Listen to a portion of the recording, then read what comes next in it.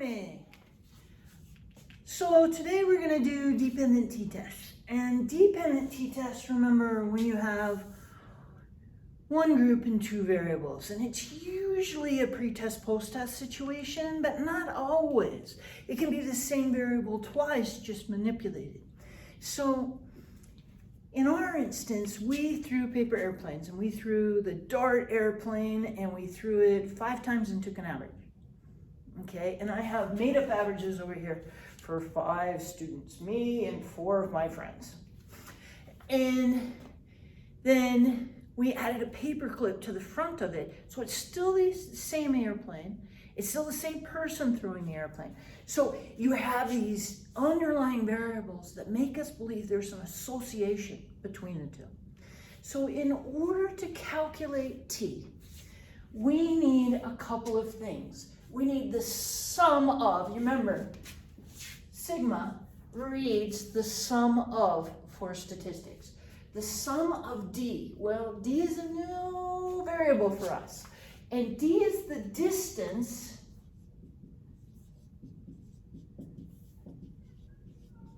between the two conditions.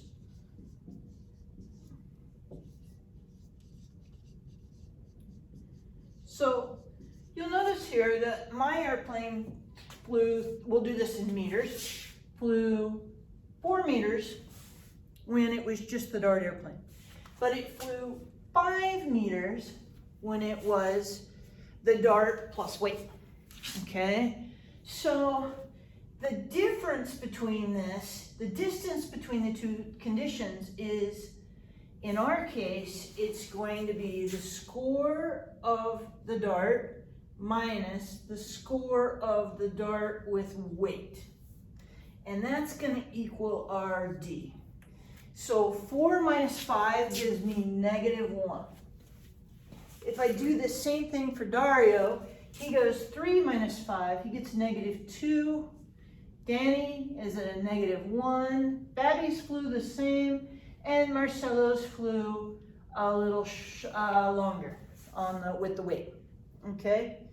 So the rest of the formula that we're going to calculate today is all variables that we've done before. So we have the sum of D. So how would I find the sum of D? I would add up, because sum of, I would add up my D column. So -1 plus -2 plus -1 plus -1 is -5. So the sum of D is equal to -5. Okay, so let's go over here to my formula. So the numerator is going to be -5. Now the denominator has a lot more going for it, doesn't it? Okay, and little n, well, how many people are in my group? 5. Okay, so little n equals 5. And then I need the sum of d squared. So now I need to take d and square it. So if I take d, -1, and I square it, I get 1.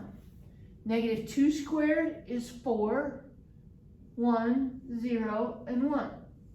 So that I get the sum of d squared is equal to 7. Okay, because this is d squared and I'm going to sum it. Okay, so the sum of d squared, so there's a big difference here. The sum of d squared is equal to 7, but the sum of d squared is equal to the sum of d, which is -5, and then I'm going to square it, is 25. See the difference between the two terms? So that the sum of d squared is, I'm going to take d squared and sum it down here. The sum of d is here, and then I square. All right, so the sum of d squared goes here. So that is 7. I'm going to subtract it from the sum of d. Oops, I'm writing the sum of d. The sum of d, okay. Okay. And then I'm going to square it. So I have -5 squared. And then I'm just going to subtract it from n minus 1. Okay, so if I take this, I get t is equal to -5 divided by, I get 35 minus 25 divided by 4, okay? And I take the square root of it. I did this already on my sheet of paper here, so that I get -5 divided by 1.58, which gives me a t of -3.16. Perfect?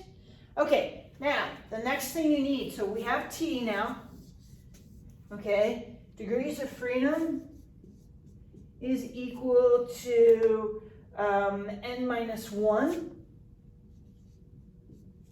And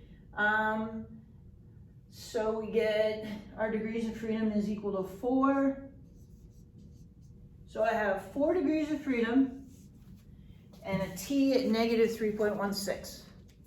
Now the magic of this is you get to use the same t-table we used with independent t-test. So it's all set to go, okay? So it goes into your state plan do conclude. This is our do, okay?